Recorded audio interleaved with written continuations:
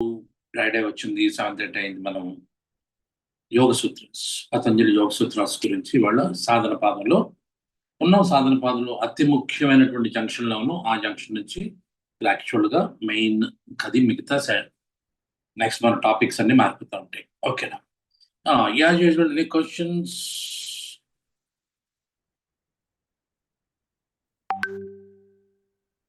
Questions రండి.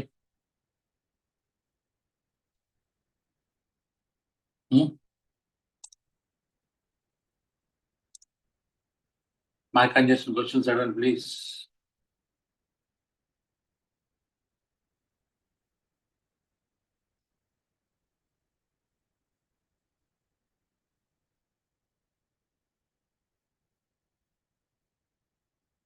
రండి, mic on చేసిన క్వశ్చన్స్ ప్లీజ్.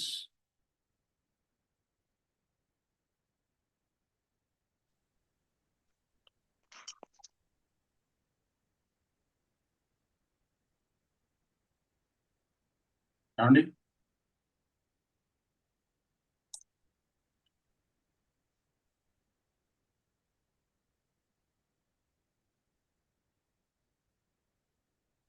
లేవా క్వశ్చన్స్? మైక్ పని చేస్తున్నావు? Yeah, questions.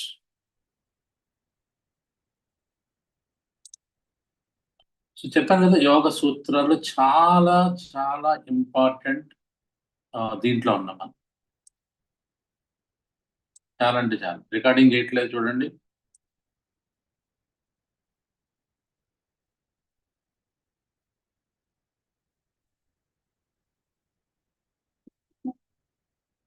షేర్ అయిందా? యా.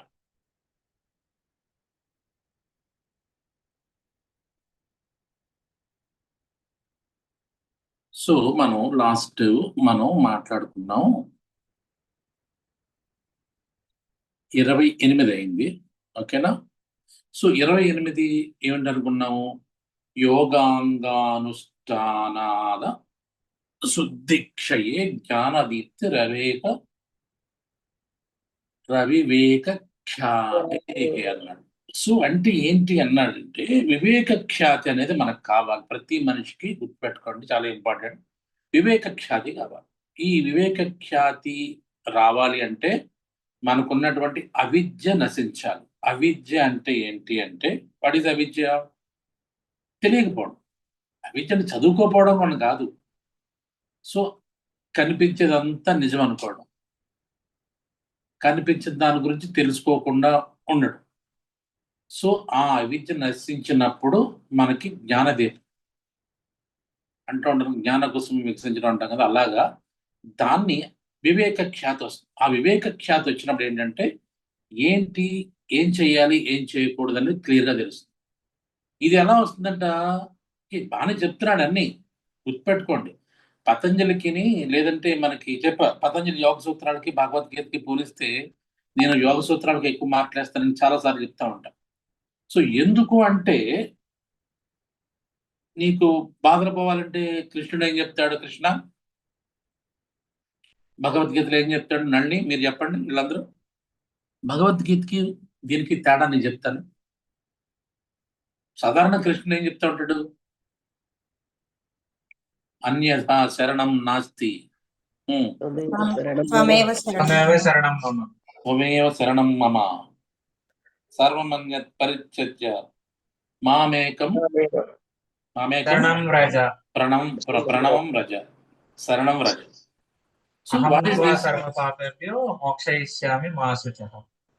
ఏంటి దీని అర్థాలు చెప్తాను? భగవద్గీత అర్థాలు చెప్పండి నాకు. యా, భగవద్గీత అర్థాలు చెప్పండి. మంచి టాపిక్ యాక్చువల్గా ఇవాళ. చాలా మంచి నేను మధ్యాహ్నం అంతా ఇంటర్నెట్ లేదు, దాన్ని మళ్ళీ దీన్ని తీసుకోవడానికి నాకు కుదరల అసలు. సో కాబట్టి చాలా మంచి టాపిక్ ఇవాళ నుంచి, చాలా మంచి టాపిక్ వస్తుంది. సో భగవద్గీతలో ఏం చెప్తున్నాడు? మీరు భగవద్గీత కృష్ణుడు రాసాడనో, లేదంటే అది దైవత్వాన్ని కాకుండా అది మనకి ఏం చెప్తుంది, భగవద్గీత ద్వారా మనం ఏం నేర్చుకుంటున్నాము. ఓకేనా? ఈ రకంగా ఆలోచించండి. అంతే తప్పించి మీరు ఒక దాన్ని ఏమంటామంటే, నేను పట్టినటువంటి కుందేలుకి ఎన్ని కాళ్ళు?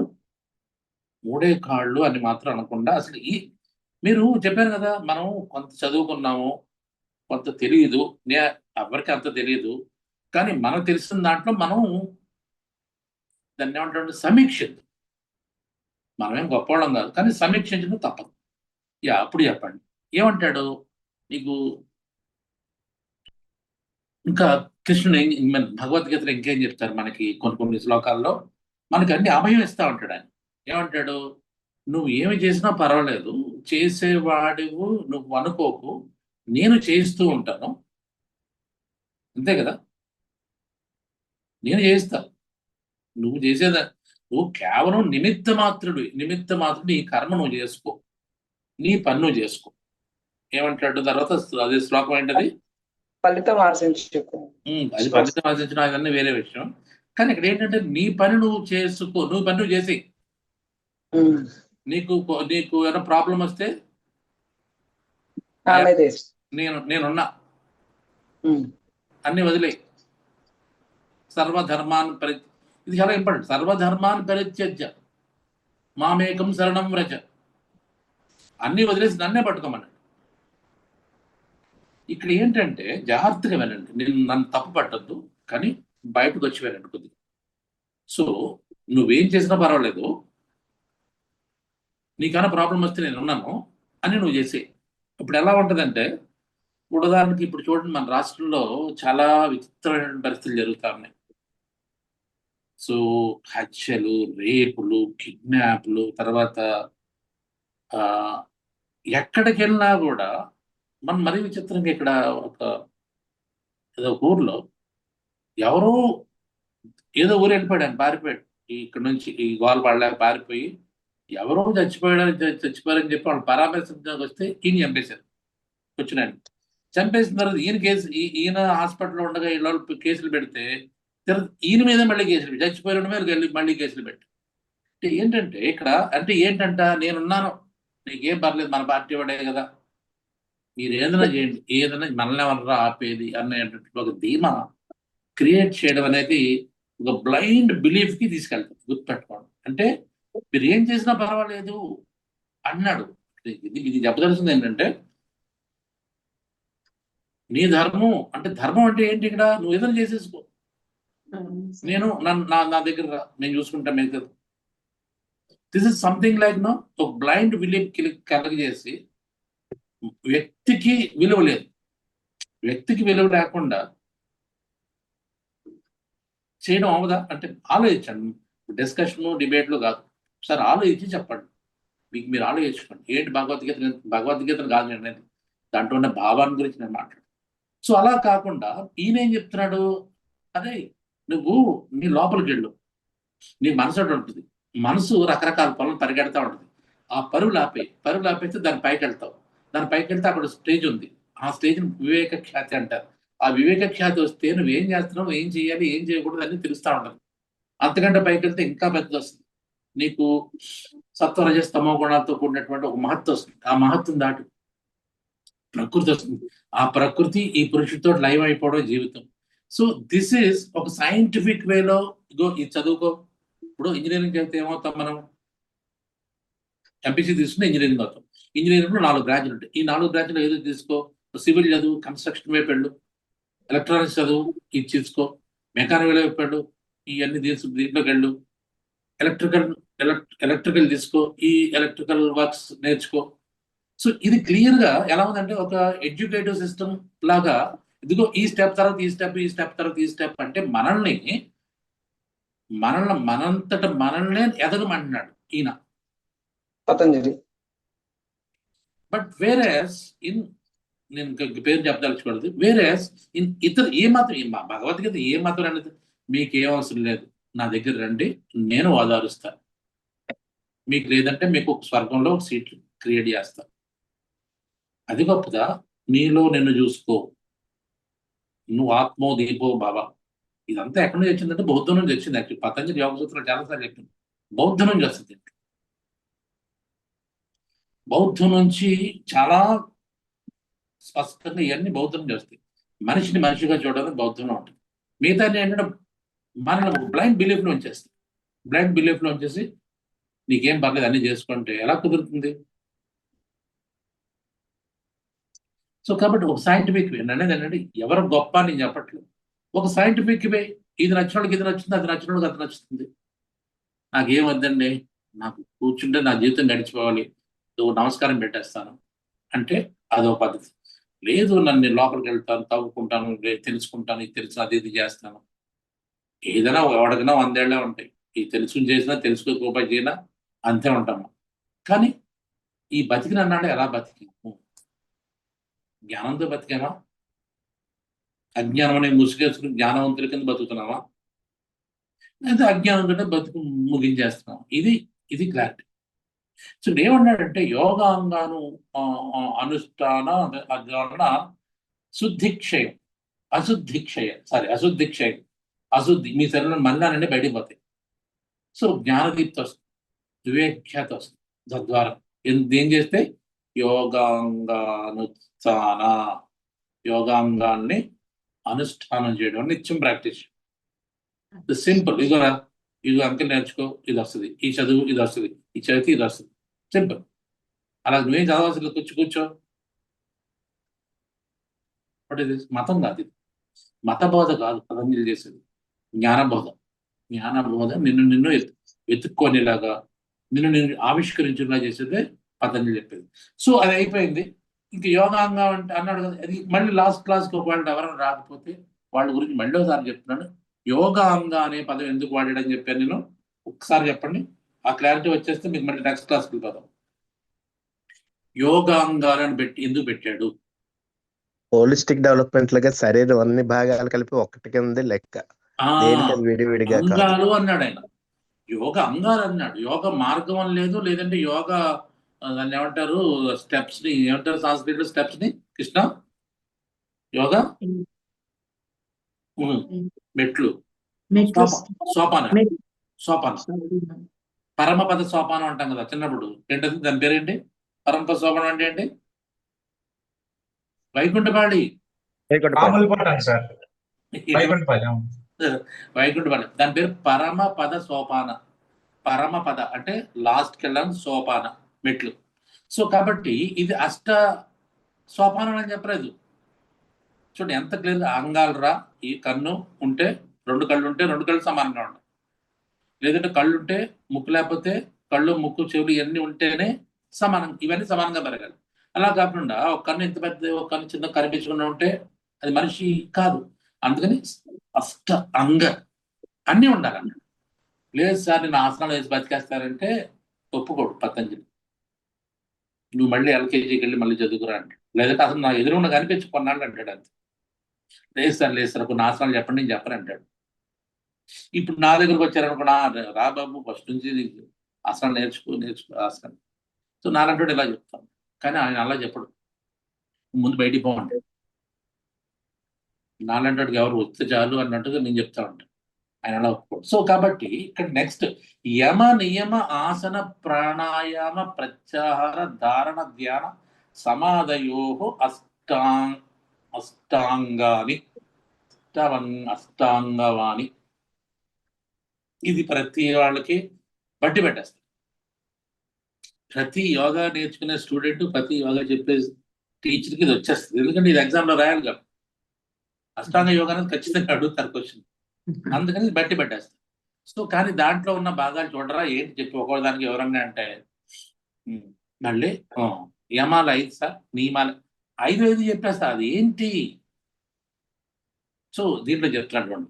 సో క్లియర్ గా చెప్పేశారు. అష్టాంగాలు ఏంటంటే యమ, నియమ, ఆసన, ప్రాణాయామ, ప్రత్యాహార, ధారణ, ధ్యాన, సమాధయ అష్టౌ అంగాని.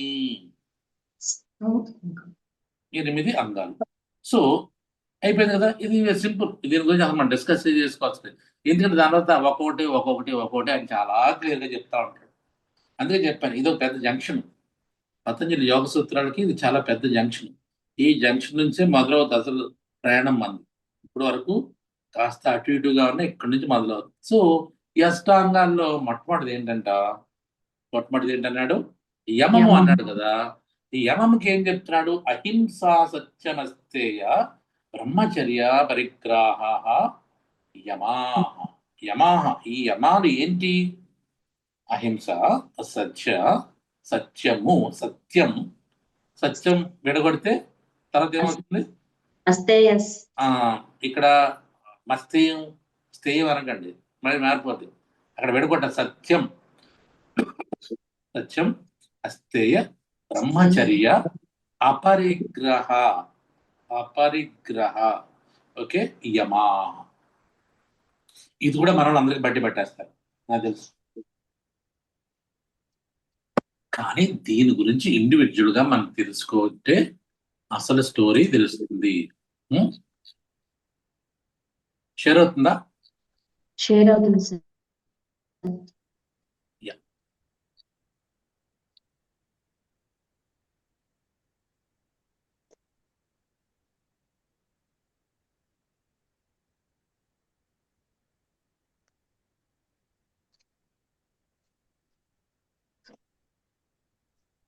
సో దీంతో వాళ్ళు కాస్త ఆడుకున్నా, చాట్ జీపీతుంటే ఆడుకుంటే అది చాలా మంచి సమాధానం చెప్పింది నాకు. విందాం ఏం చెప్పింది చూడండి మీరు. సో ఇది వచ్చేసింది, వివేక ఖ్యాతి వచ్చేసింది. సో యోగాంగ అనుష్ఠానాలతో అశుద్ధులు నశిస్తాయి, జ్ఞానదీప్తి ప్రకాశించి వివేక ఖ్యాతి దారితీస్తుంది. అయిపోయింది. నెక్స్ట్ కూడా అయిపోయింది. 29 ఏంటి? యమ నియమ ఆసన ప్రాణాయామం ప్రత్యాహార ధారణ ధ్యాన ఇది అయిపోయింది. తర్వాత అసలు ఇక్కడ చూడండి, యమాల్లో 5 ఏంటో యమాలు 5?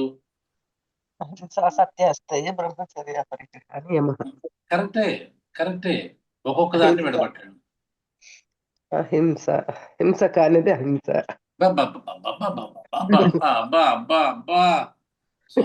సూపర్. హింస గాంధీ అహింస, సత్యం గాంధీ అసత్యం, అసత్యం గాంధీ సత్యం, స్థేయం గాంధీ అస్థేయం, బ్రహ్మచర్యం గాంధీ బ్రహ్మచర్యం, అపరిగ్రహం గాంధీ అపరిగ్రహం. అంతేనా? ఇంకా ఉందా? ఉంది సార్, ఇంకా చాలా ఉంది.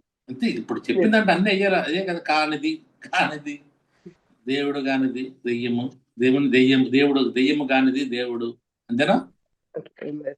నాకు కాదు తల్లి, నాకు వాట్ ఈస్ ఇప్పుడు ఎందుకు ఇవన్నీ అహింస, సత్యం, అస్థేయం, బ్రహ్మచర్యం, ఇవన్నీ మీకు ఎలా కనిపిస్తుంది? సుక్తి ముక్తాళ్ళ కనిపించట్లేదు. సత్యముని పలకవలను, అబద్ధములాడరాదు, దొంగతనము నేరము, ఉన్న దాంతో సంతృప్తి చెందుము, ఇతరుల యొక్క భార్యను కంటితో చూడవద్దు, వరస్త్రీలను చూడవద్దు అంటాడు. ఇదే కదా. ఇది మీ జాగ్రత్త చూస్తే ఇదేదో మత ప్రబోధకంలా లేదు, అనిపించట్లా? జాగ్రత్తగా వినండి. నేను ముందు సెటరికల్ గా మాట్లాడినా, దీని వెనకాల ఎందుకు ఇది పెట్టాడు నేను అడిగాను. అరే బాబు, ఇది నువ్వు బాగానే ఉంది, అసలు పతంజలి ఉద్దేశం ఏంటి? ఇవన్నీ చూస్తేనేమో ఏదో మనకి మత ప్రబోధాల్లో ఉన్నాయి, they are seeing just religious గా అనిపిస్తున్నాయి. అసలు దీనికి యోగాకి సంబంధం ఎందుకు పెట్టాడు అని అడిగితే నాకు వచ్చిన ఆన్సర్ ఏంటి, నాకు దిమ్మ తిరిగింది అనమాట. ఒకసారి మీరు కూడా చూడండి.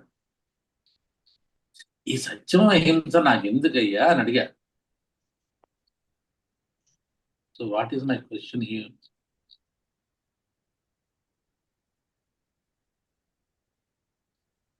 సో దీనికి మోడర్న్ హెల్త్ కి ఏమన్నా, మెంటల్ హెల్త్ కి ఏమన్నా సంబంధం ఉందా అని అడిగారు. ఒకటి పక్కన పెట్టండి, అది కాదు. తర్వాత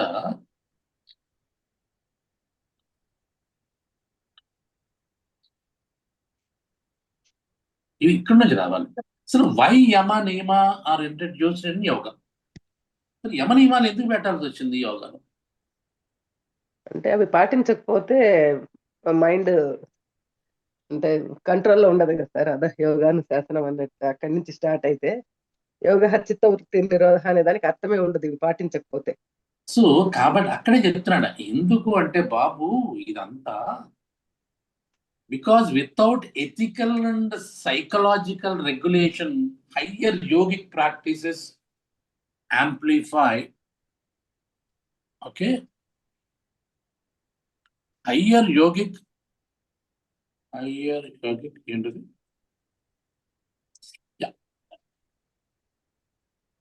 Yeah, these higher yogic practices amplify mental disturbances instead of removing them. ఎందుకు అంటే నేను యోగా ఎందుకు చెప్తున్నానని చెప్పాను. యా, ఇందాక ఎవరు ఆన్సర్ చెప్పారు? ఎవరండి ఇందాక ఆన్సర్ చెప్పింది? ఎవరు? నేను సార్, లక్ష్మి. లక్ష్మి గారు. అవును సార్, నేను నా గొంతు కొంచెం బాగాలేదులేండి. అదే ఏంటి ఇది విచిత్రంగా ఉంది అనుకుంటా. అవును సార్. సో నైట్ యోగా అనేది నాన్న ఇదేమి నీకు దాన్ని ఏమంటారు, నీకు దేవుడి దగ్గర తీసుకెళ్లేది కాదు ఇది. నిన్ను నీకు లోపల తీసుకెళ్లేది. అందుకని నేను లోపల తీసుకెళ్ళడానికి ఎవరు అడ్డుపడుతున్నారు? మనసు. ఈ మనస్సుని కంట్రోల్ చేసుకోవాలి. కంట్రోల్ అంటే కంట్రోల్ అవ్వట్లేదు కదా. ఇదే కదా ప్రాబ్లం. ఆ కంట్రోల్ అవడానికి కొన్ని రూల్స్ అండ్ రెగ్యులేషన్ చెప్తాడు నేను. అంత తప్పించి డైరెక్ట్ గా నీకు మనసు ఎలా ఉంటే నీకెందుకు, నా దగ్గర రా అని చెప్పట్లా. ఇప్పుడు గుర్తుపెట్టుకోండి, ఇది వెరీ సైంటిఫిక్ అన్నమాట. సైన్స్ అంటే ఏంటంటే ఏదో 1+1=2 అనేది సైన్స్ కాదు. అసలు ఏంటంటే నువ్వు ఏం చేద్దాం అనుకున్నావు, దాని వెనకాల ఉన్న బేసెస్ ఏంటి. So because without ethical and psychological regulation, psychological regulation లేకపోతే higher yogic practice like Kaivalya you won't find. Mental disturbance తో నువ్వు కూర్చుంటే నీ కైవల్యం రాదు. అందుకని ఒక పక్కన యమ నియమాలు పాటించాలి. ఓకే, దాని తర్వాత నేనే అడిగానంటే, అరే బాబు మళ్ళీ పైకి వద్దాం. అసలు why Patanjali places yama niyamas in the beginning. అసలు బిగినింగ్ లో ఎందుకు చెప్పాడు? ఫస్ట్ 2 అంగాల కింద ఎందుకు చెప్పాడు? సో అసలు వీళ్ళు ఏమనుకుంటారు తెలుసుకుందాం ఊరిని అడిగా. So because yoga works on mind. Answer చూడండి. Because yoga works on mind and the mind cannot become steady with it is ethically conflicted or emotionally unregulated. So Patanjali begins with disturbances actually starts.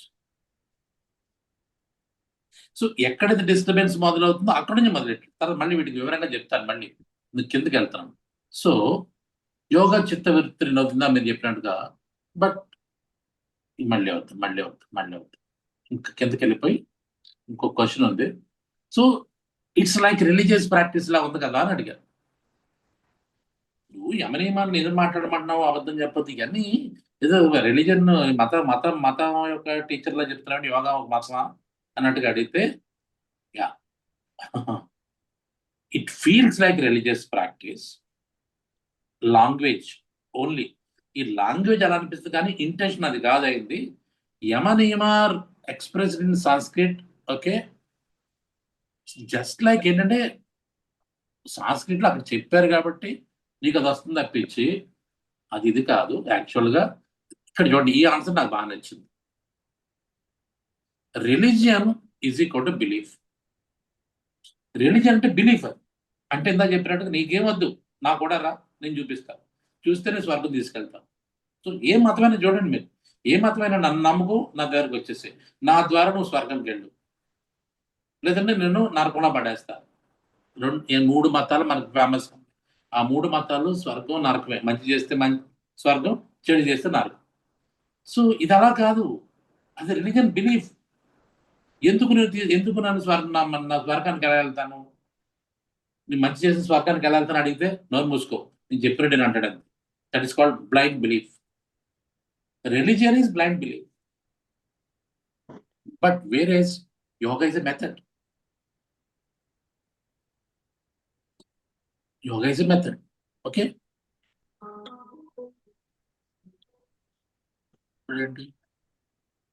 This meeting is being recorded. Hello? Class లో ఉన్నానండి నేను అర్జెంటా? నేను చేస్తానండి. So ఇక్కడ believe this. Patanjali observe the effect. Religion ఏం చెప్తుంది? నన్ను నమ్ము అంటుంది. పతంజలి ఏం చెప్తున్నాడు? అబ్జర్వ్ చేయ first, observe it. And there is no good command, no sin reward system. దీంట్లో కమాండింగ్ ఏం లేదు. పతంజలి కమాండ్ ఉండదు. నీకు దారి చూపిస్తాడు. దారిలో వెళ్ళు, నువ్వే, నేను రాను, నువ్వే వెళ్ళి అంటాడు. అలాగే నో సిన్ రివార్డ్ సిస్టమ్. ఇది చేస్తే స్వర్గం, ఇది చేస్తే దానం చేయి, ఇది చెప్పట్లా. గుర్తుపెట్టి, దానం చేయని చెప్పట్లా. నిన్ను నువ్వు వెతుక్కో అంటున్నాడు. దానం అంటే నువ్వు గబుక్కున దానం చేసేస్తే పుణ్యం వచ్చేస్తుంది కదా, మనం చేసేది అంతే కదా. దాన ధర్మాలు ఎందుకు చేస్తాం? పుణ్యం ఈజీగా వచ్చేస్తుంది కాబట్టి, కష్టపడం మనం. అలాగే నో కన్వర్షన్, నో పనిష్మెంట్. దీంట్లో నీకు నరకాన్ని పంపిస్తాను, నిన్ను కుంటోడు కింద చేస్తాను. మన మాఘపురాణం వచ్చింది అనుకో, మనం చదువుతుంది మాఘపురాణం. మీ లైఫ్ ఇస్ బ్యూటిఫుల్ మాఘపురాణం గురించి చదువుకుంటున్నాను అందరం కలిసి. సో దాంట్లో నువ్వు నా పూజ చేయకపోతే వచ్చే జన్మలో నీకు పెళ్ళి అవ్వదు, పెళ్ళి అయినా నీకు కూడా మొట్టమొదటి రోజున భర్త చనిపోతాడు. ఇలాంటి భయపించడానికి ఏమీ లేవు దీంట్లో. ఆ రకంగా రిలీజియస్ డాగ్మాస్, స్టిగ్మాస్ ఏమి లేవు. If you do X, the mind becomes Y, that's all. ఇది చేస్తే అది వస్తుంది, పతంజలి చెప్పారు. So that's science like mean causality. So yama నియమాలు ఎందుకు అంటే they are not moral commands and they are not cultural rituals, they are not faith based rules. అర్థమైందా? ఇవేంటంటే మనకి మెంటల్ హైజీన్ ప్రోటోకాల్స్, గుర్తుపెట్టుకోండి. సో మనసు బాగుపడాలంటే యమ నియమాలు ఉండాలి. మనసు బాగుపడితే జీవితం బాగుపడుతుంది, క్లారిటీ వస్తుంది, నువ్వే పని చేసినా క్లారిటీ ఉంటుంది. లేకపోతే రోజు ఏడుస్తూ కూర్చుంటావు, ఎందుకు ఇలా జరిగింది, నాకే ఎందుకు ఇలా జరిగింది, ఈయన దొరికైనా, రకరకాల యాంగ్జైటీస్లోకి లేదా డిప్రెషన్లోకి వెళ్ళిపోతాం. సో అందుకని మనం భక్తి తొందరగా వెళ్ళిపోతాం. That is not right. భక్తి కరెక్ట్ కాదు. ముందు ఈ మార్గంలో కావాలంటే మీకు భక్తి అంటే ఏంటో కూడా తెలుస్తుంది. So it's they are mental hygiene protocols. ఇలా చేస్తే తప్పనిసరిగా నీకు మానసిక ప్రశాంతత వస్తుంది. మానసిక ప్రశాంతత వస్తే నీకు ఈజీగా ప్రపంచం అర్థం. మనం పుట్టిన ప్రపంచంలోనే కదా, పెరిగేది ప్రపంచంలోనే, అర్థం చేసుకోవాల్సిన ప్రపంచాన్నే కదా. అలా కాకుండా నువ్వు కళ్ళు మూసుకో నేను ఉన్నాను అంటే అది కొంతమందికి పడుతుందేమో, చాలా మందికి పడకపోవచ్చు. ఆలోచించండి మీరు. సో ఎమోషనల్ రెగ్యులేషన్ ప్రిన్సిపల్స్, నీ ఎమోషన్స్ రెగ్యులేట్ చేస్తుంది yoga practice. And behavioural psychology for inform, అంటే నీ బిహేవియర్, యమ నియమాలు ఏంటి? నీ బిహేవియర్ని సత్యం మాట్లాడు అంటే ఎందుకు మాట్లాడుకుందాం. సో అందు గురించి why Patanjali call them psychology, because psychology is a field didn't exist, experiential observation did. He described inner mechanics, not theology. ఈయన మతాన్ని కాదు, నీ లోపల ఇది ఉంది, ఇన్ని స్టెప్స్ ఉన్నాయి, అలా వెళ్ళు అన్నాడు. ఓకే, సో ఇక్కడ నుంచి మనం యమ నియమాలకు వెళ్తే, సో ఈ రకంగా సైకలాజికల్గా సాంస్క్రిట్ నేమ్కి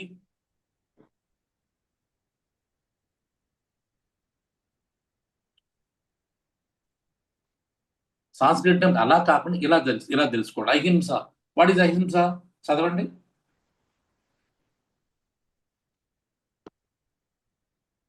అహింస ఏమన్నాడు? Modern term. ఇలా non aggression or emotional safety. ఇది అహింస అంటే జీవహింస చెయ్యరాదు, ఇది చెప్పట్లా. జాగ్రత్తగా వినండి, ఇంకా నెక్స్ట్ వస్తుంది హింస అంటే ఏంటి తర్వాత మాట్లాడుకో. ఎందుకంటే యమ నియమాలు చాలా, మేబీ 4-5 క్లాసెస్ మాట్లాడుకోవాలి మనం ఓన్లీ యమ నియమాలే. సో అహింసని మోడర్న్ టర్మ్స్ ఎలా చదవాలంట? నువ్వు హింస చేయకూడదు అని కాదు, నాన్ అగ్రెషన్. హింస అంటే నువ్వు అగ్రెషన్తో చేసే పని. అంటే అహింస నీ ఎమోషన్ని సేఫ్టీగా ఉంచుకోవడం, నీ ఎమోషన్స్ని సేఫ్టీగా ఉంచుకోవాలి. సో నాకు కోపం వచ్చింది కదా, నేను తిట్టేసి, కోపం వచ్చింది కదా పొడి చేసి, కోపం వచ్చింది చంపేస్తే this is not good for the society. Yamas are for the society. మన సొసైటీలో జీవనం, సంఘ జీవనం. నువ్వు బాగుండాలంటే సంఘం బాగుండాలి, సంఘం బాగుంటే నువ్వు బాగుంటావు. కాబట్టి సంఘంతో నీ అలైన్మెంట్ ఎలా ఉండాలి అది చెప్తున్నాను నేను. So non aggression, emotional safety and satya, congruence. ఈ ఒకసారి అర్థం చూడండి. కాంగ్రెస్ ఎగ్జాక్ట్ మీనింగ్ ఏంటో చూడండి, ఎవరో ఒకరు మిగతా వాళ్ళు. తర్వాత మూడోది అస్థేయ. చూడండి, అస్థేయ ఇస్ బౌండరీ రెస్పెక్ట్ అన్నాడు. అంటే మనకి అస్థేయం అంటే ఏం చెప్తారు మనకి చెప్పండి? దొంగలించకుండా ఉండడం అని చెప్తారు. మనకి అసలు దొంగలించడం ఏంటి? అసలు వేరే వాళ్ళ వస్తువులను కానీ లేదంటే థాట్స్ ను దొంగలించడం కూడా తప్పు అని చెప్తారు. కాబట్టి ఇక్కడ బౌండరీ రెస్పెక్ట్ అంటాడు మోడర్న్ గా. అంటే ఎవరి పరిధిని వాళ్ళు కాపాడుకోవడం, అవతల వాళ్ళ బౌండరీని మనం గుర్తించడం, గౌరవించడం. దిస్ ఇస్ చూడండి, ఇలా ఇలా మనం నేర్చుకోవాలి. యమనియమాలు నాకు తెలిసిందండి, యమనియమాలు ఇలా నేర్చుకోవాలి. అంతే తప్పించి వాళ్ళు చెప్పిన భాషలో, వాళ్ళు చెప్పిన సాంస్క్రిట్లో అలా మాట్లాడాం అనుకోండి, మోడర్న్ ఎలా ఉంటుందంటే ఇవన్నీ ఏముందిలే అని అందుకని మానేసాం, మనం పాటించడం మానేసాం. అవతల వాడి యొక్క పరిధి, నీ పరిధి, అవతల వాడి యొక్క పరిధి. ఈ మధ్యన అందరూ అంటున్నారు, ఆడపిల్లలు ఎవరైనా ఉన్నారా? మనస వచ్చావా? శిరీష ఉందా? ఇద్దరు మీరేంటి మొన్న డేర్ డెవిల్ చాట్ లో ఏదో మాట్లాడుతున్నారు, ఏదో ఏం సినిమా అది, గర్ల్ ఫ్రెండ్ సినిమా గురించి మాట్లాడుతున్నారు కదా, దాంట్లో పదం వాడారు మీరు. నారో సార్, ఆ? Narrow lines. కాదు ఏంటి narrow mind? Narrow line sir, ఆ ఫ్రీడమ్ కి. అది మీకు అర్థమవుతుందా? ఇప్పుడు పిల్లలకి అర్థమవుతుంది అది. మొన్నటి వరకు మేమేమనుకున్నాము, అసలు బౌండరీ రెస్పెక్ట్ అంటే ఇతరుల వస్తువులను దొంగిలించరాదు, ఇదా? ఇలా చెప్పకూడదు ఈ రోజుల్లో. సో అంటే నీ స్పేస్ నీది, నా స్పేస్ నాది. బౌండరీ రెస్పెక్ట్ ఇది లేదు కాబట్టి, ఈ బౌండరీ రెస్పెక్ట్ లేదు కాబట్టి ప్రస్తుతం మనకి నేను చెప్తున్నట్టు 60% డైవోర్సెస్ ఈ రకంగా చదవండి. అస్తే ఏమంటే యాజ్ ఇట్ ఈస్ దొంగతనం చేయరాదు అంటే, ఇప్పుడు రోజు మనం అవసరాలు ఇంటికి వెళ్ళి ఆ గుమ్మాలు బదులు కొట్టి, తలుపులు బదులు కొట్టి, తాళాలు బదులు కొట్టి లోపలికి వెళ్ళి తీసుకొచ్చేయడం దొంగతనం అంటే, ఈ రోజు అలా చేస్తున్నాం అడన్నా. అది కాదు, ఇతరుల యొక్క స్పేస్, ఇతరుల యొక్క పరిధి దాటి మనం వెళ్ళామనుకో. ఒక పురుషుడు యొక్క పరిధి దాటి స్త్రీ అయినా, భార్యాభర్తలు ఇవాళ అయ్యాం, పురుషులు ముందు. స్వేచ్ఛ అని చెప్పొచ్చు సార్, స్వేచ్ఛ అని చెప్పొచ్చు. స్వేచ్ఛ అని కూడా కాదు, స్వేచ్ఛ అంటే మళ్ళీ అర్థం మారిపోతుంది. గౌరవించడం ఇక్కడ మర్చిపోకూడదు. స్వేచ్ఛ అంటే మీద నాదా? ఏం మాట్లాడతాడు? నా స్వేచ్ఛ నాకు ఇంపార్టెంట్ కదా, నా స్వేచ్ఛ ఇంపార్టెంట్ అండి, నేను ఎక్కడికైనా కట్టేసుకుంటాను గోడ అని చెప్పేసి మీ ఇంట్లో, మీ బెడ్రూమ్లోకి వచ్చేసి అవతల కట్టేసుకున్నారు అనుకోండి, కాదు కదా, అది స్వేచ్ఛ అంటే ఎలాగా? కాదు. ఇతరుల యొక్క స్వేచ్ఛను రెస్పెక్ట్, బౌండరీ రెస్పెక్ట్. నాకు చాలా బాగా నచ్చింది అది, బౌండరీ రెస్పెక్ట్. అండ్ బ్రహ్మచర్య, ఇక్కడ చూడండి, బ్రహ్మచర్యం అంటే మనం ఏం చదువుకున్నాము? పెళ్లి చేసుకోకుండా ఇది ది వరస్ట్ దాన్ని ఏమంటారు? బ్రహ్మచర్యం అంటే ది వరస్ట్ ఏంటంటే పెళ్లి చేసుకోకుండా ఉండడం వరస్ట్ ట్రాన్స్లేషన్ అన్నమాట. అన్ని త్యజించడమా సార్ ఇక్కడ? ఓకే, ఇప్పుడు ఈ బ్రహ్మచర్యం డిస్కస్ చేద్దాం. ఓకే, అన్ని త్యజించడం చూద్దాం. కంగారు ఎందుకు? చదివించడం ఎందుకు? అప్పుడే అన్ని చదివించేయకండి, అప్పుడే మీరు పొరపాటు బ్రహ్మమునందు చరించడం అని అన్ని చదివించేస్తే గోల అయిపోతుంది మళ్ళీ. అది మీ ఒకరికి సంబంధించిన విషయం కాదు కాబట్టి అన్ని మీరు చదివిస్తే ప్రాబ్లమ్స్. సో ఇక్కడ ఏంటి బ్రహ్మచర్యం ఏంటి? Sir right marriage sir, last time class లో చెప్పారు. నేను చెప్పినా నాకు అబ్జెక్ట్ మామూలు మాట. బ్రహ్మము అంటే సత్యము అని, సత్యం చుట్టూనే మన ఆలోచనలు తిరగడం బ్రహ్మచర్యం అని కూడా ఎక్కడ చదివాం సార్. సో ఇక్కడ బ్రహ్మచర్యం అసలు ఇప్పుడు అంటే నేను మామూలుగా బ్రహ్మచర్యానికి అంత ఇంపార్టెన్స్ ఉందా? ఇప్పుడు శిరీష చెప్పింది మ్యారేజ్ చేసుకోకుండా ఉండడం. ఇప్పుడు మీరేమనుకోవద్దు, నన్ను మళ్ళీ కోర్టులకు అది లాగొద్దు, నా మీద కేసు లేదు, మామూలు మాట్లాడుతూ. బ్రహ్మచర్యం అంటే నిజంగా బ్రహ్మచర్యం అందరూ పాటిస్తున్నారు అనుకుందాం. ఎవరు? దేవుళ్ళతో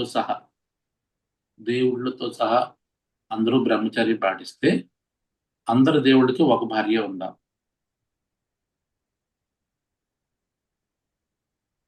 అది బ్రహ్మచర్యం అనుకుంటే. కాదని నేను చెప్తున్నాను, బ్రహ్మచర్యం అంటే అది కాదని నేను చెప్పదలుచుకున్నాను. సో ఇద్దరు భార్యలున్నా దేవుడు లేరా? నేను దేవుడిని ఏం మాట్లాడట్లా, నేను అక్కడ ఉన్నదాన్ని మాట్లాడుతాను. వెంకటేశ్వర స్వామికి ఎంతమంది? ఐ డోంట్ నో, నేను మాట్లాడు. విఘ్నేశ్వరుడికి ఎంతమంది?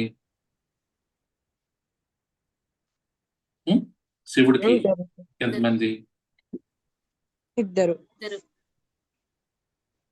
మరి ఇది బ్రహ్మచర్యం. పోనీ ఋషీశ్వరులు పెళ్లి చేసుకోకుండా ఉన్నారా? పోనీ ఒకళ్ళతో సరిపెట్టుకుంటే మాట్లాడట్లా, మరి ఇద్దరు ముగ్గురు భార్యలు ఉన్నారు. పోనీ ఋషులు ముళ్ళు ఉన్నారు. ఏ ఇంటికైనా ఋషికైనా భార్య లేకుండా ఉందో చెప్పండి నాకు. భార్యలు ఉన్నారు సార్, ఉన్నారు సార్. అమ్మాయి చెప్పమ్మా. స్వామి వివేకానంద. వీళ్ళ గురించి కాదమ్మా, వివేకానందుడి తర్వాత ఇప్పుడు వీళ్ళు చెప్తే ఆయన పాటించాడు, అది కాదు. ముందు చెప్పినాడు మనకి ఋషీశ్వరుల గురించి మాట్లాడు.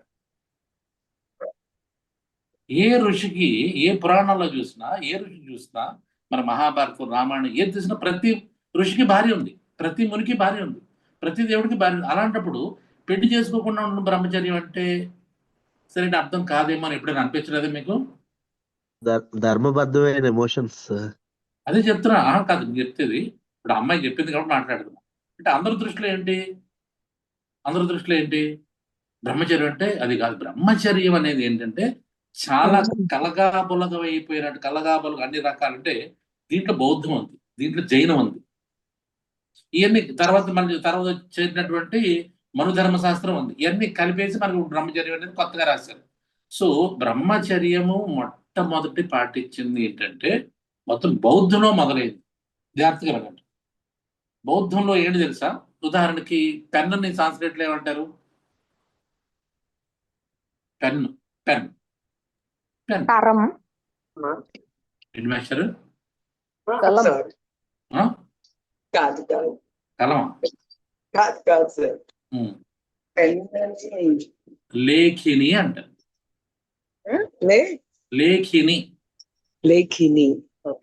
లేఖిని అంటే ఇప్పుడు ఉదాహరణకి పెన్ను నీవు దృష్టిలో ఆడదా మగదా? ఆడా మగ? ఆడా మగ పెన్ను? లేడీ అండి. ఆడా మగ పెన్ను? లేడీ అండి, లేడీ. ఎలాగా? పెన్నుతో రాసిన పెన్ను పట్టు. ఇప్పుడు నేను చెప్పాను కాబట్టి లేఖిని అనేది ఏంటంటే, లేఖిని అంటే స్త్రీలింగం. ఓకే, కాబట్టి బౌద్ధంలో ఏంటంటే స్త్రీలింగ పదాలని కూడా వాళ్ళు పలకరు. జాగ్రత్తగా వినండి. అంత స్ట్రిక్ట్ మీన్ అంటే వాళ్ళు బౌద్ధ భిక్షువులు. అయితే బౌద్ధం పాటించడానికి మళ్ళీ బుద్ధుడు చాలా తెలివైనడు. ఒక పక్కన బుద్ధుడు ఏం చేశాడు? బౌద్ధ భిక్షువుని పెట్టాడు. బౌద్ధ భిక్షులు అంటే వాళ్ళు కేవలం చదువుతారు, మీకు చెప్తారు, మెడిటేషన్ చేస్తారు. వాళ్ళు ప్రపంచం అంతా తిరిగి బౌద్ధాన్ని విస్తరిస్తారు. వీళ్ళకి అహింస వీళ్ళకి బ్రహ్మచర్యం పెట్టాడు. బ్రహ్మచర్యం అంటే ఆడ అనే పదం వాడకూడదు, చూడకూడదు, తాకకూడదు. ఇది చాలా స్ట్రిక్ట్. ఎందుకు ఇది మతమైంది? అందుకే పతంజలి చెప్పింది మతం కాదు, బౌద్ధం మతం. సో అక్కడ ఏమైంది? లేఖిని అనే పదం కూడా వాడు వాడకూడదు అన్నప్పుడు ఎవరికి? బౌద్ధ భిక్షువులకి. కానీ సెపరేట్గా ప్యారలల్గా బౌద్ధ అవలంబికులు అంటే అవలంబికులు ఎవరు? నువ్వు సంసారం చేసుకో, పెళ్లి చేసుకో, సంసారం చేసుకో, పిల్లలకు అన్నీ కానీ నువ్వు బౌద్ధాన్ని ఆచరించవచ్చు. ఎందుకు పెట్టాడంటే అందరినీ భిక్షువుల కింద ఎందుకు మార్చలేదు బుద్ధుడు? అందరూ పెళ్లి చేసుకోకపోతే ప్రాబ్లం వస్తుందని తెలుసు. అలాగే అందరూ పాఠాలు చెప్పుకుంటూ, ఇప్పుడు క్లాసులు చెప్పుకుంటూ, చదువుకుంటూ, మెడిటేషన్ చేసుకుంటే వాళ్ళు అన్నపానాలు ఎవరు చూస్తారు? అందుకని వాళ్ళని సపోర్టివ్ సిస్టమ్ పెట్టాడు. మీరు పాఠాలు చెప్పండి అబ్బాయి, మీరేమో జ్ఞానం ఇవ్వండి అబ్బాయి, మీరు అన్నం పెట్టండి అబ్బాయి, వాళ్ళ బాగోగులు మీరు చూసుకోండి, వీళ్ళ మనసుకు సంబంధించినటువంటి బాగోగులు వీళ్ళు చూసుకోండి అని ఇద్దరిని కనెక్ట్ చేశారు. అందుకని బౌద్ధం అనేది అన్ని వేల అంటే దాదాపు 500 BCలో వస్తే ఇప్పటి వరకు బౌద్ధం ఎంత స్ట్రాంగ్ గా ఉందంటే కారణం ఏంటంటే దానిలో ఉన్న ఫండమెంటల్స్ చాలా బాగుంది. సో కాబట్టి బౌద్ధంలో వచ్చినటువంటి ఈ బ్రహ్మచర్యాన్ని తర్వాత మనోళ్ళు కాపీ కొట్టిన తర్వాత ఈ లోపల ఇంకొక ఎవరు చెప్పని విషయం ఒకటి చెప్తాను చూడండి. నేనే చెప్పాను కాదు, ఆల్రెడీ చాలా చోట్ల ఉంది, కానీ చాలా మంది ఎవరికి తెలియదు. సో ఇప్పుడు ఉదాహరణకి హోమోసెక్షువాలిటీ అనే పదం ఒకటి విన్నారు కదా మీరు? హోమోసెక్షువాలిటీ మొదలైంది ఎక్కడ తెలుసా? బౌద్ధంలో.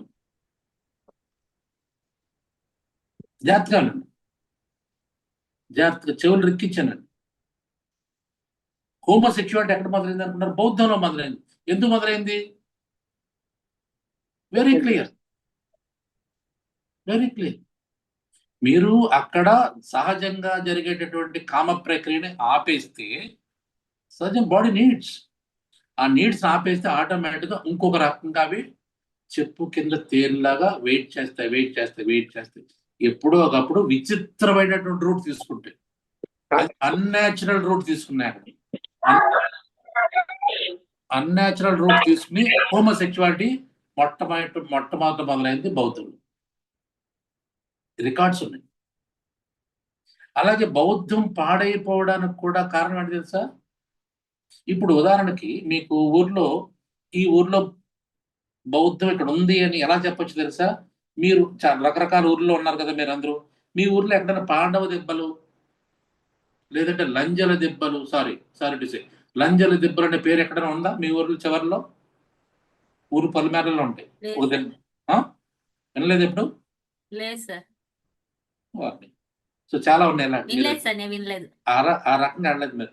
సో లంజల దెబ్బలు, వినలేదు సార్. పాండవ దెబ్బలు అంటే అక్కడ బౌద్ధారామం ఉందన్నమాట.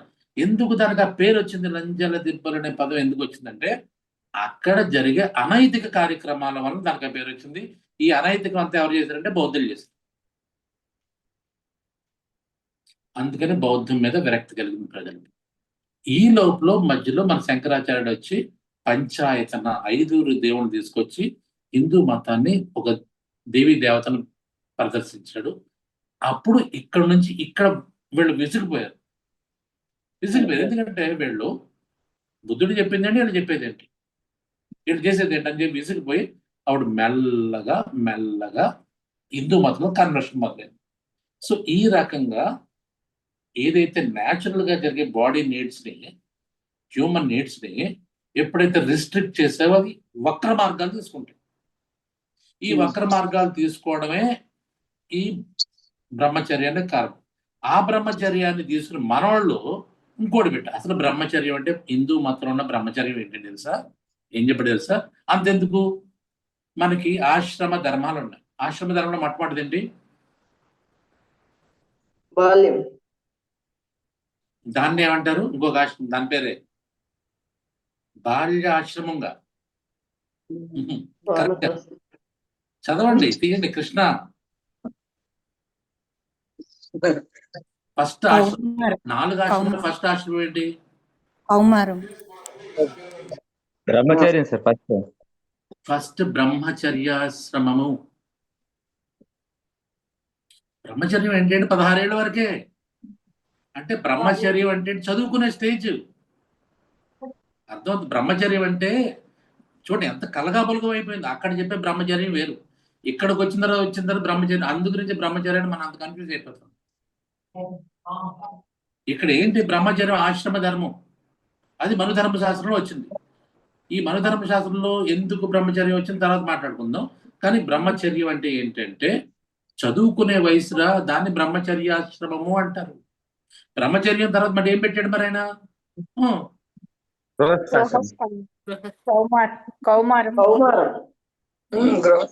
మీరు ఏది బాల్యము, యవ్వనము, కౌమారం ఏం మీరు ఏదో వయసులు చెప్తున్నారు. వయసులు కాదు ఇక్కడ మనకు కావాల్సిన వర్ణాశ్రమ ధర్మాలు. వర్ణం అంటే రంగు కాదంటే స్టేజ్లు. వీడు బ్రాహ్మణం, వీడు క్షత్రియ, వీడి వైశ్య, వీడి శూద్ర, ఇది వర్ణాలు. ఆశ్రమ ఇదిగో ఈ వయసు వరకు ఇది, ఈ వయసు వరకు గీతలు వేసేసారు.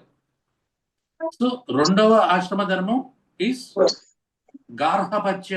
గృహస్థాశ్రమం సార్. అదే గృహస్థాశ్రమం, గార్హపత్యం అంటది. గార్హపత్యం ప్రతి వాడు పెళ్లి చేసుకోవాల్సిందే. మరి ఇక్కడ బ్రహ్మచర్యం ఏమైపోయింది? మరి ఇక్కడ మీరు అనుకున్న బ్రహ్మచర్యం. Trisha, are you there? yes sir. అర్థమవుతుందా? క్లారిటీ వస్తుందా? వస్తుంది. దిస్ ఇస్ హౌ వి ఇండియాలో ఉన్నటువంటి గొప్ప ఇదేంటంటే అన్నీ ఉంటాయి, అన్ని కలగాపులకం చేసిన ఏది నిజమో మనకు తెలియదు, మనకే తెలియదు. సో ఇక్కడ ఈ రకంగా అర్థం చేసుకుంటే మనకు తెలుస్తుంది. ఎందుకంటే బ్రహ్మచర్యం అంటే పెళ్లి చేసుకోకుండా ఉండని ఎవరు చెప్పలా. అందుకే ఋషులు ముళ్ళు పెళ్లి చేస్తున్నారు. అందుకే దేవుడికి ఇందాక మన సుజాత ఒక వీడియో పెట్టినట్టు, మీకు పెట్టింది లేదు, నాకు పెట్టింది. ఏం చేస్తున్నారు సుజాత? మీరు మీ ఆయన కలిసి ఏం చేస్తున్నారు అక్కడ? పల్లకి మోసం సార్. ఆ పల్లకిలో ఎవరున్నారు? దేవుడు ఉన్నాడు సార్. దేవుడు దేవుడి పేరు చెప్తే మిమ్మల్ని ఏమన్నా శపిస్తాడు? వెంకటరమణమూర్తి, పద్మావతి అమ్మవారు. మరి చెప్పండి, అది ఇద్దరు భార్య భర్తలు ఇద్దరు తీసుకెళ్ళి ఎక్కడ తీసుకెళ్ళారు మీరు పెళ్లి చేసి? పెళ్లి చేసి మళ్ళీ గుళ్ళోకి సార్. పెళ్లి చేయడానికి అంటే ప్రతి దేవుడికి సంవత్సరం మనం ఎప్పుడో ఒకసారి చేసుకుంటాం, మర్చిపోతాం. మనం దేవుడు ప్రతి సంవత్సరం చేసుకుంటున్నాడు. అంటే పెళ్లి చేసుకోకూడదని ఎక్కడ ఎవరు చెప్పలేదు హిందూ మతంలో. బ్రహ్మచర్యం అంటే చదువుకునే స్టేజ్ బ్రహ్మచర్యం అంట, అదొక స్టేజ్. ఆ తర్వాత వచ్చేది ఏంటి, నెక్స్ట్ స్టేజ్ ఏంటి, వానప్రస్థం సార్. వానప్రస్థం అంటే ఎప్పటి నుంచి? 50 ఏళ్ళు. 50 ఏళ్ళు. మరీ ముందు పెట్టేయకండి, 50 కాదు. 60 అలాగే సార్. ఇండియాలో వృద్ధులు ఎప్పటి నుంచి ఉంటుంది తెలుసా? రిటైర్మెంట్ 50 ఏళ్ళు సార్. 60 above. After retirement. అది ఏజ్ చెప్పండి. 60 years. వృద్ధుడు అని ఎవరినన్నా చెప్పండి.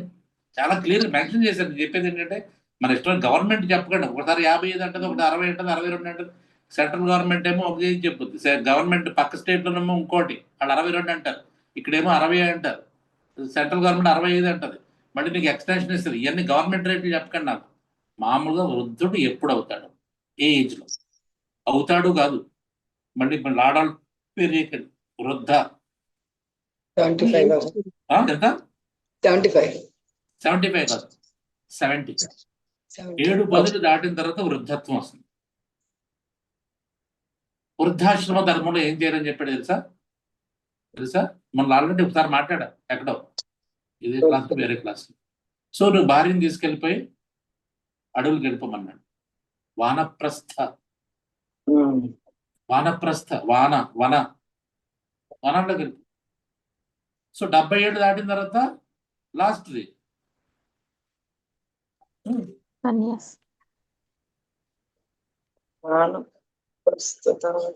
మేషారు క్లాస్లో ఉన్నాం. Love సన్యాసాశ్రమం sir. సన్యాసాశ్రమం అంటే నువ్వు భార్యను కూడా వదిలే, అక్కడ భార్య కూడా లేదు, నువ్వు అక్కడవే. యోగేన అంతే తనుచ్చజాం. సో దీన్ని కాళిదాసు చాలా చాలా క్లియర్ గా రఘువంశంలో చెప్తాడు.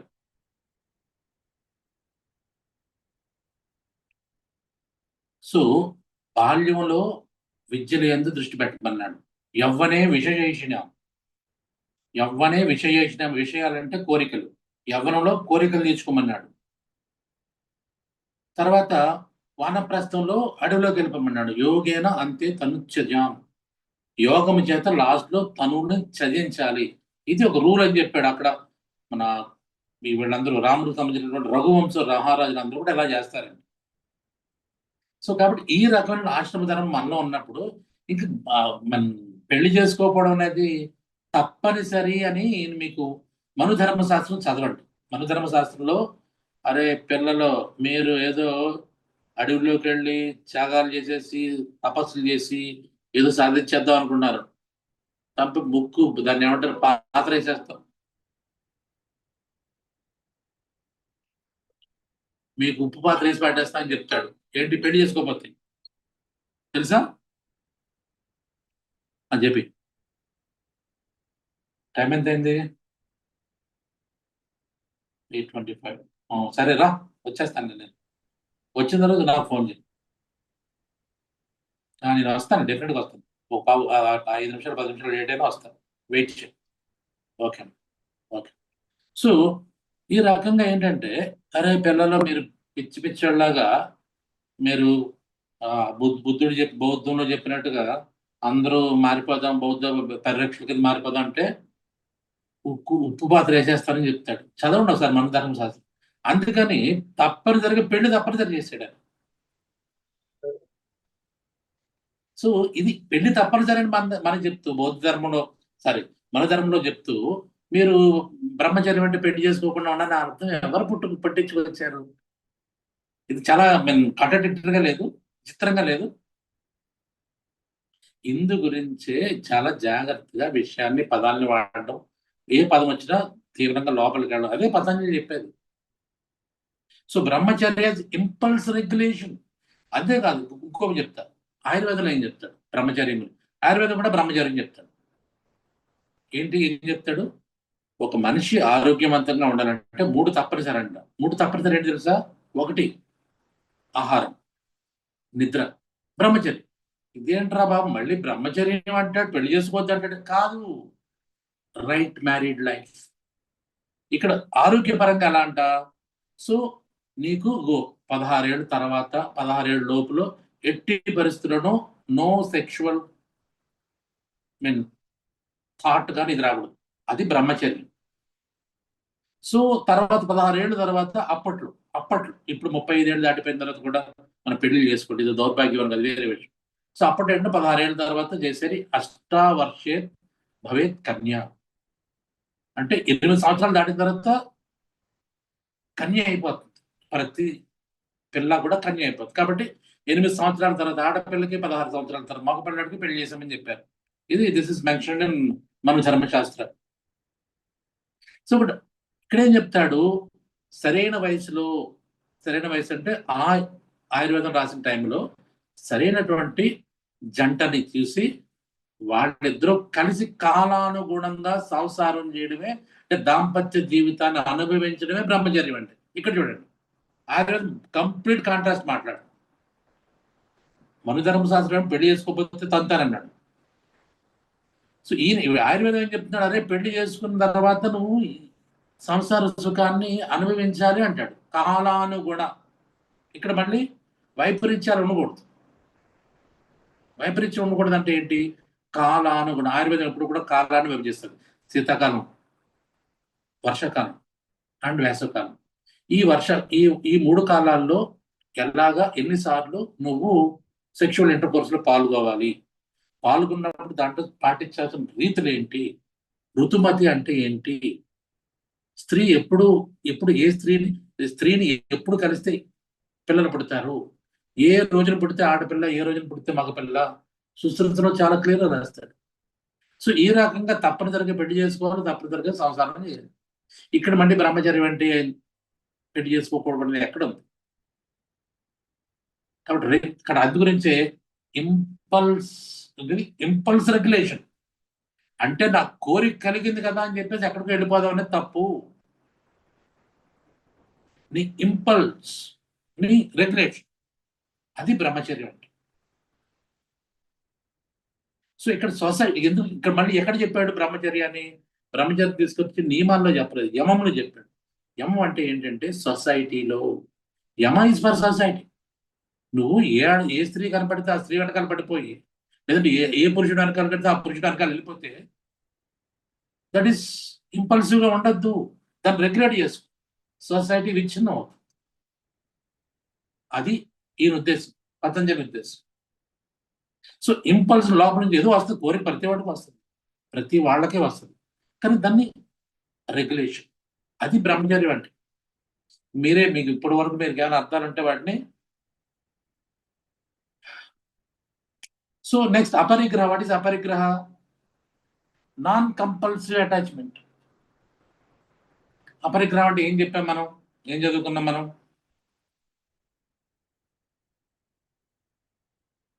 రొటీన్ గా మనకి ఏం చదువుకున్నాం అపరిగ్రహం అంటే? ఇంద్రియ నిగ్రహం. అపరిగ్రహం అంటే ఇంద్రియ నిగ్రహం చదువుకున్నావు నువ్వు చెప్తున్నావా? దొంగిలించటం. అది అస్తే అయిపోయింది కదా, దొంగతనాలు అయిపోయినాయి మనకి. ఇందాక అనుకున్నాం బౌండరీ రెస్పెక్ట్. దొంగిలించడం ఇందాక అనుకున్నాం, మీ బౌండరీ నేను దొంగిలించి, నా బౌండరీ మీరు దొంగిలించడం, ఎవరి బౌండరీస్ వాళ్ళు ఉండడం, అయిపోయింది. బౌండరీ రెస్పెక్ట్ అయింది. ఇంపల్స్ రెగ్యులేషన్ అంటే మన కోరికల్ని మన ఏ రకంగా నిగ్రహించుకోవడం, ఎప్పుడు అనుభవించాలి, ఎప్పుడు అనుభవించకూడదు, రూల్స్ అని పెట్టేశారు వాళ్ళు. అండ్ అపరిగ్రహం అంటే ఏం చదువుకుంది చెప్పండి మీరు అందరూ చదువుకున్నారు కదా, అష్టాంగ యోగం అందరూ చదివి బట్టి పట్టేశారు కదా. అపరిగ్రహం ఏం చదువుకున్నాం మనం? మీరు చదువుకున్నా చెప్పండి. అపరిగ్రహం అంటే ఏంటంటే ఇతరుల నుంచి ఏం ఆశించకుండా ఉండడం, ఉన్న దాంతో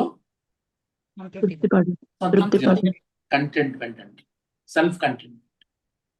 సో అందుకని నిస్వార్థంగానా సార్? నిస్వార్థం తీసుకోవడానికి లేదు ఇక్కడ. అత్యాస ఉంటుంది, అత్యాస లేకుండా ఉండడం. నీకున్నదాంతో సంతృప్తి చెంది అంతే. అవసరానికి మించి వస్తువులను ఓకే. అబ్బబ్బబ్బబ్బా, ఏమి చెప్పిద్ది ఏంటి సరైన మేడం చెప్పండి. అవసరానికి మించి వస్తువులను కూడబెట్టుకోకుండా ఉండడం. అబ్బబ్బబ్బా, అసలు super. This is Saranya special. అదే మన అంద కదా, చేపల పులుసు మా నెల్లూరులో పెట్టాడు, ఎవడండి వచ్చి పెట్టాడు, నన్ను ఎవడు రాపేదన్నట్టు మాట్లాడదు. శుద్ధకర అలా చెప్పేసి కరెక్ట్, ఎగ్జాక్ట్లీ. మినిమలిజం ఈ రోజున మనం మినిమలిజం అంటున్నాం. దాన్ని మినిమలిజం లేటెస్ట్ ట్రెండ్ ఏంటంటే మినిమలిజం. ఇంతకుముందు ఏంటి, ఉన్నదంతా ఏదో అది కొని ఇది కొని, నో మినిమలిజం. నీకు ఎంత అవసరం అంతే కొనుక్కో. ఈరోజు నీ షర్ట్ ఎంత 40 నెంబర్ 40 వేసుకో, నీకు ఏది బాగుంటుంది వేసుకో. నీకు బాగోలే అవతల వాళ్ళ కోసం నువ్వు రంగులు మార్చు, ఊసరవెళ్ళు అయిపోతావు. అవతల వాళ్ళ కోసం మాట్లాడుకో. నీ కోసం ఏది అవసరం అంతవరకే. సెల్ఫ్ రిస్ట్రైన్మెంట్, సెల్ఫ్ కంటెంట్మెంట్, ఇది అపర్ అగ్రిమెంట్. అర్థమైందా? ఇది ఇవాళకి ఇక్కడ ఆపేద్దాం. ఎందుకంటే ఎక్కడి నుంచి మొదలెట్టాం మన క్లాసు? 7:30 నుంచేనా? అవును సార్, 7:30. 8:30 అంటే నేనేం ముందు అవ్వట్లా. Very good. కానీ ఇది చాలా సింగిల్ 1 లైనర్స్ నేను చెప్పింది. దీంట్లో ఇంకా డీప్ గా ఉంది. చెప్పాను కదా, ఈ అష్టాంగ యోగా మాత్రం మీరు కనీసం 4-5 వారాలు దీని గురించి బాగా నేర్చుకుంటేనే కానీ మన యోగా అంటే ఏంటో అర్థం కాదు. యోగా శీర్షాసనం వేసాను, మయూరాసనం వేసాను, తలకిందులుగా ఉన్నాను, ఎక్కడున్నాను నాకే తెలియదు, కుడికాలు ఎక్కడుందో వేసేసి యోగా అనుకుంటున్నాను. అరే కాదురా, ఇయ్యరా యోగాని ఆయన క్లియర్గా చెప్తున్నాడు. ఆయన చెప్పింది మేనేజ్. నాకు తెలిసిన యోగా నువ్వు వింటావా వినవా అంటాం. మళ్ళీ మనం ఎవరైనా చేయను అనుకోండి, యోగా అంటే ఆసనాలు నీకేం తెలుసు, నీకు తెలుసా నాకు తెలుసా, డాక్టర్ అంటారు చూసా, నువ్వు డాక్టర్ నేను డాక్టర్ అని అడుగుతారు చూసారు. అలాగే నువ్వు యోగా మాస్టరా నేను యోగా మాస్టర్నా? ఈ ఆసనం అంతే, ఆసనం ఇలాగే వేయాలి, ఇంకో రకంగా వేయకూడదు, అది నేను చెప్పినట్టు వేయాలి. మళ్ళీ నా పేరు పెట్టేసుకున్న ఆసనాలకి. అబ్బో చాలా ఉన్నాయి ఇలాంటివి, మాట్లాడుకుందాం, ఏం పర్లేదు. ఇవాళ డౌట్స్ ఉన్నాయా? 5 minutes, లాస్ట్ 5 minutes. ఇప్పుడు అందరూ చేసేది హఠయోగం కదా సార్? దాని పేరు హఠయోగ. పతంజలి వదిలి అన్ని చెప్పే చచ్చిపోయాడు పాప. ఆయన 4th century BC చనిపోతే ఇది వచ్చిన 17వ శతాబ్దం ఏసీ, 7th century ఏసీలో హఠయోగ అనే పదం వచ్చింది. ఫస్ట్ లో హఠయోగ ప్రదీపిక 7th century ఏసీలో వచ్చింది. మరి అప్పటివరకు వాళ్ళు ఏం చేశారు? ఆసనాలు వేశారా? ఏ ఆసనాలు వేశారు? స్థిర సుఖమాసనం, కూర్చుంటే ఆసనం అన్నాడు ఆయన, అంతే. సో హఠయోగా అనేది లేటెస్ట్ వచ్చింది. దాన్ని నానా రకాలుగా దాన్ని బీభత్సంగా కుక్కల చిబరి విస్తరలా చేసేసి ఆ ఆసన పాటని ఇష్టం వచ్చినట్టు ఎవరు పడితే వాళ్ళు పేర్లు పెట్టేసి దాన్ని మార్చి పాడేశారు. పోనీ హఠయోగ ప్రదీపులు ఎన్ని ఆసనాలు ఉన్నాయి? ఎన్నండి? 64. నో. 84 సార్? నో. 32. నో. 32 గేరండ సంహిత. గేరండ సంహిత నెక్స్ట్ బుక్ అది. 15 స్పెసిఫిక్ ఆసనాస్. ఎన్ని? 15 మాత్రమే. ఆ 15లో 8 సీటింగ్ పోస్చర్లే, గుర్తుపెట్టుకోండి. 15 చెప్పాడా? 15లో 8 కూర్చున్నవి. 15లో 8 తీసేస్తే ఇంకా ఇప్పుడు మనం వేసేవి 7 ఆసనాలు మాత్రమే. హఠయోగ ప్రదీపిక 17వ శతాబ్దంలో చెప్పాడు. దాని తర్వాత 32 అయినాయి. 15, 32 చేశాడు గేరండముని. ఆ తర్వాత మెల్లమెల్లగా పెంచుకుంటూ పోయారు. 84 చేశారు, 120 చేశారు. మన టిటి కృష్ణమాచారి గారు మాత్రం దాన్ని 120కి పరిమితం చేశారు. 120ని మన మాస్టర్ బికే సయ్యం గారు 120 చేశారు. ఇది చెప్తున్నా కదా, ఎవరి ఇది కలుపు, అది కలుపు, ఇది కలుపు. చేపల పులుసు అంటే గోదావరిలో పెడతారండి, మేము పెడతామని చెప్పేసి నెల్లూరు అన్నట్టుగా మీరు ఇలా వేస్తారా, మేము ఇలా వేస్తాం, మీరు ఇలా వేస్తే మేము కూడా వేస్తాం. ఎంత ఇది? మీరు చింతపండు వేయరా, మేము టమాటాలు వేస్తాం. మీరు బెల్లం వేయరా, మేము కారం వేస్తాం. ఈ ఏదో ఒక ఇంగ్రీడియంట్ పెంచేసుకోవడం. ఇది నా పులుసు, నెల్లూరు పెద్దారెడ్డి చేపల పులుసు. మా విజయవాడ అబ్బో క్యూలు కట్టేశారు అసలు మాకు. నెల్లూరు పెద్దారెడ్డి చేపల పులుసు అంటే అంతే. ఒకటి ఒక ఊర్లో ఆ ఊరు పేరు పెడితే ఇంకోటి ఏదో పేరు వస్తుంది. సో కాబట్టి ఇది అష్టాంగ యోగాలో. యా ఎనీ మోర్ ఇవాళకి నమస్తే అండి. చెప్పండి. ఇది క్వశ్చన్ ఈ హఠయోగది అదే పతంజలి యోగ సూత్రాలు సంబంధించింది కాదండి. అయితే మీరు వేరే వేరే ప్లాట్ఫామ్ రాపోయారా? మీరు మంగళవారం నాడు లైఫ్ ఇస్ బ్యూటిఫుల్ లో మాట్లాడొచ్చాను కదా. యోగాకి సంబంధించింది ఇవాళ యోగా అంటే లేదంటే ఆదివారం ఎల్లుండి రేపు ఎల్లుండి class. యోగాదేనండి. బాబు 7 months కి పుట్టేశాడు. ఇది మళ్ళీ పర్సనల్ అయిపోతుందండి. మళ్ళీ నన్ను డాక్టర్ చేసేస్తున్నారు. ఇప్పుడు నేను ఇప్పటి వరకు ఏదో స్వామీజీలాగా ప్రవచనాలు ఇచ్చాను, మళ్ళీ డాక్టర్ చేస్తే అలా కాదు. చెప్పండి చెప్పండి ఆహా, చెప్పండి. యోగాలో ఏమన్నా రెమెడీస్ ఉన్నాయా లేదా అని అండి. ఇప్పుడు వయసు అని చెప్పండి. ఏంటండి? ఇప్పుడు వయసు ఎంత? బాబు 7 months కి డెలివరీ అయిపోయిందండి. ఇప్పుడు వయసు ఎంత బాబుకి? మొన్నే 3 days అయింది డెలివరీ అయ్యి. దానికి మనం యోగా ఏం చేస్తామండి? యోగా కాదండి, ఆ. బేబీని ఆ. అలా పెట్టకుండా మనకి యోగా ద్వారా ఏమైనా అవుతుందా? నాకైతే తెలియదండి అసలు. Okay. I have zero knowledge. ఎవరు మీకు తెలిసిన వాళ్ళ మీ ఇంటి వాళ్ళ ఎవరు? అవునండి, మా తమ్ముడికి బాబు. యోగా ద్వారా కాదు కానీ ముందు ఆ నియోనాటాలజిస్టులు ఉంటారు. నియోనాటాలజిస్ట్ ఏం చెప్తే అది చేయండి. ముందు అది లో బర్త్ వెయిట్ ఉంటే దాని ముందు ఆ, సర్వైవల్ ఇస్ వాళ్ళు 1 ఆయుర్వేద month ఉంచాలన్నారటండి. యోగా ఇంకేమి పని చేయవు.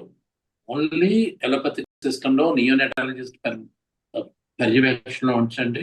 వాళ్ళు ఏం చెప్తే చేయండి. ఇది 1 month ఉంచాలన్నారట. Tough task. అలా ఎందుకు ఎర్లీ అయిపోతుంది? ఏంటది? 7 months కండి. 7 months పుడతారు. ఎందుకు పుట్టరు? 6 నెలలు కూడా పుడతారు. 7 months పుట్టి బతున్న బోర్డు వందల లక్షలు ఉన్నారు. Low birth weight, low birth weight తక్కువ వయసు ప్రిమెచ్యూర్ బేబీస్ అంటారు, ప్రిమెచ్యూర్ డెలివరీస్ అంటాం, ప్రిమెచ్యూర్ ల్యాబర్ అంటాం. అలాగే LBW అంటే లో బర్త్ వెయిట్ తో ఉంటారు. వెరీ కామన్ అమ్మా అది. ఇవాళ వచ్చింది ఏం కాదు. కంగారు పడాల్సింది ఏం లేదు. 7th month అయితే ఓకే, 8th month అయితే కష్టం. మళ్ళీ 7th month. అదే అన్నాం, నో ప్రాబ్లం. నియోనాటాలజిస్ట్ వదిలేసి వాళ్ళు చూసుకుంటారు. ఓకే అండి, thank you. Okay, next please, last question for today. Sir నమస్తే సార్, కిరణ్ మాట్లాడు. కిరణ్ చెప్పు. యమ నియమాలు ఫస్ట్ టైం డిఫరెంట్ వేలో నేను చదివాను సార్ మీ బుక్ లో, ఆరోగ్య సంహితలో. అది ఎప్పుడు 2000 రాసింది. ఇప్పటికి 26 సంవత్సరాలు దాటి ఇప్పుడు మాట్లాడింది నేను అవి వదిలే. అప్పటికే చాలా మంది అన్నారు ఇదేంటి కొత్తగా రాశారు మీరు అన్నారు. అంటే ఈరోజు చెప్పినవి కొన్ని విషయాలు అంటే అందులో నాకు గుర్తుకొచ్చేసారంట చెప్పినప్పుడు. ఎగ్జాక్ట్లీ. దాంట్లో బ్రహ్మచర్యం గురించి రాశారు, క్లియర్ గా రాశారు. బ్రహ్మచర్యం అంటే ఇది కాదురా బాబు, ఇవన్నీ మీరు పొరపాటు పడుతున్నారు అప్పుడే రాశారు. అవును సార్, అవును సార్. అందుకే ఇప్పుడు ఎందుకంటే గుర్తు చేస్తాను నేను. అప్పుడు మీరు రాశారు అంటే ఎక్కడ చూసినా ఈ బ్రహ్మచర్యం, అహింస వీటి గురించి అందరూ సత్యాన్ని మాట్లాడండి అని చెప్తే మీరు అబద్ధం మాట్లాడదని మీరు అక్కడ రాశారు. అందులో ఇంకా సత్యం అంటే ఏంటంటే నెక్స్ట్ వస్తుంది. అసలు నెక్స్ట్ క్లాస్ లో మాట్లాడుకుందాం దాని గురించి. అంటే ఈరోజు ఎందుకంటే చెప్తున్నాను సార్, అంటే పతంజలి చెప్పారు, అందరూ ఏదో ఒక వేలో చెప్పారు కానీ మీరు డిఫరెంట్ వేలో ఆ బుక్ లో చెప్పారు సార్ అనే విషయాన్ని చెప్తాను సార్. అది సార్ అంటే ఇప్పుడు ఈరోజు వచ్చిన టాపిక్స్ అన్ని కూడా కొద్దిగా అందరు టచ్ చేసినవి ఉన్నాయి సార్ అని చెప్తాను.